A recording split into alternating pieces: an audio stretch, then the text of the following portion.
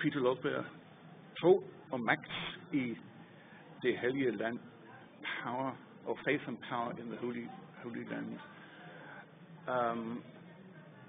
You're describing the Palestinian Christian situation since 1967. What is the situation today? How many Palestinian Christians are there, and how do they fit into the picture?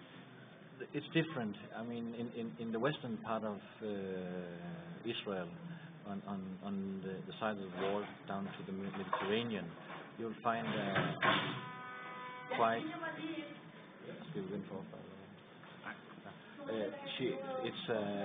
It's quite stable. That's about 100,000 Christians belonging to different denominations, and then in the eastern part, from the wall down to the Jordan Valley, you'll find about 50,000 Christians coming from the different denominations, mainly Orthodox Christians, but also Roman Catholics, Anglicans, Lutherans, and some smaller Protestant communities.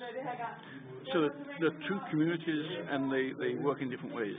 There are different communities, because you find in the Holy Land, that's very interesting, you find the whole Christian history with all the different denominations going back to the Orthodox Church, Catholic and Protestant world, and some of these churches have been enemies or competitors during history, but since 1967, as I'm trying to tell in this book, they have having a more ecumenical cooperation where they unite in practice, but also are now uniting in worship. So they're trying to find a way forward together, because they feel that they are now too small and too fragile in order to have a secure future in the Holy Land. Are there fewer and fewer of them? In the eastern part, in the West Bank, you will find the people, especially young Christians, leaving for United States or Australia or Canada. But in the western part, in Israel itself, it's more stable. But they will leave in what is called Samaria and Judea, if you use the Israeli term, but in the West Bank, if you use the Palestinian term. And we're talking of how many percentage of the population? It's about 3% of the population in total, so it's really a minority. And the Christians were in the majority up till about 1200 after Christ.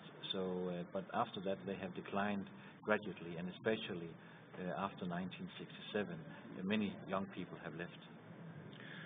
Are they active in the political as well as the religious life? Some of them are active in the political life, and I think the most important one and well known on the world scene is Hannah Nasrawi, who was professor of literature at Birzeit University just outside Ramallah, and she was also a spokesperson for Yasser Arafat for some time, and she still plays an important role in the whole movement of democracy. You also have the Lutheran pastor in Bethlehem, Mitzri Rahib. He also play an important role, not so much directly political, but more in the local community. He plays a role. So you don't find Christian politicians right up front anymore, but you find them in the local community trying to work it out and help young people to stay, to give them work, to give them an education, and to help building up the community from below.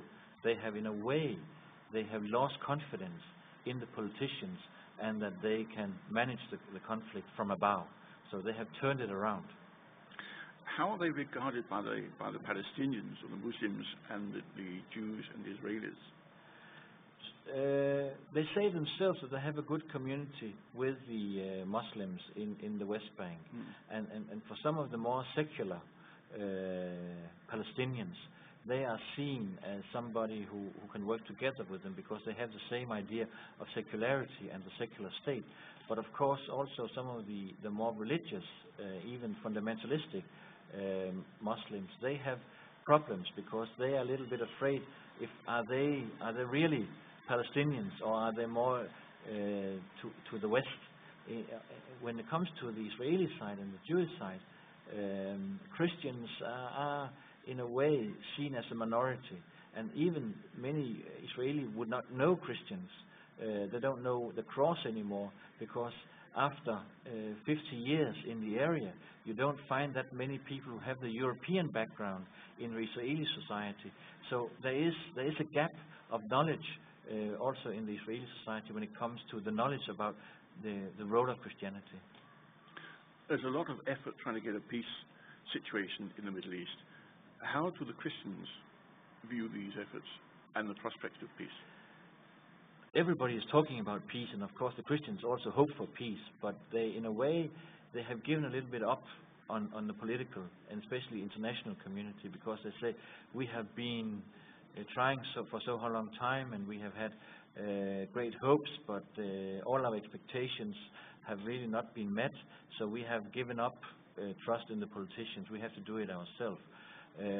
So they and they don't understand why the West do not really support the Christians, because they think that the Christians have this idea of secular democracy coming from Europe or United States, and they don't understand why the whole idea of the religious state is playing that a big role also for the international community.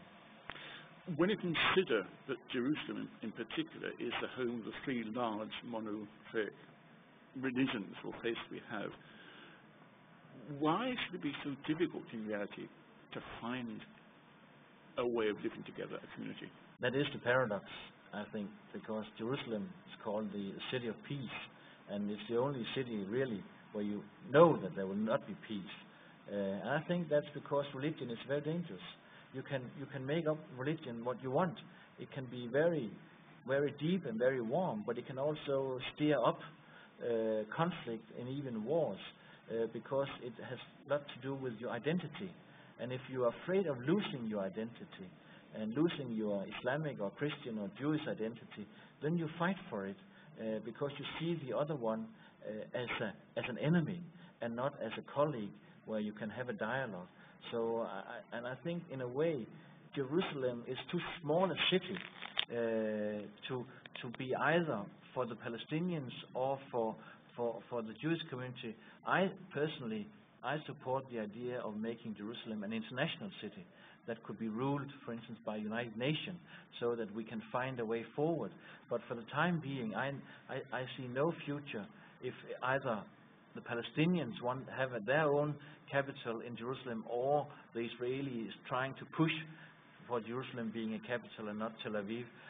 So I think you must, in order to settle this conflict, you must make it an international city. And that, by the way, is also the proposal coming from the Christians in the area.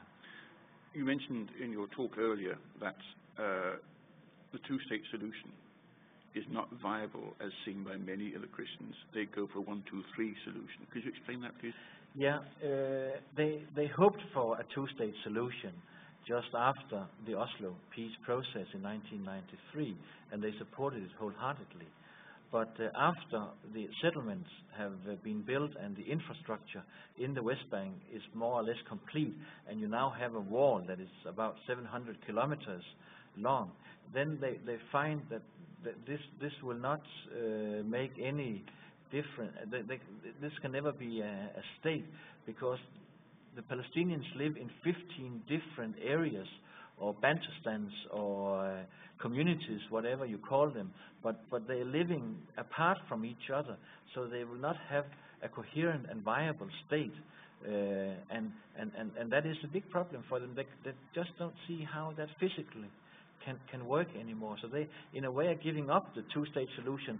But the one-state solution is not an option either for the time being. So you could say that they are caught in a stalemate for the time being between different political types that cannot be realized.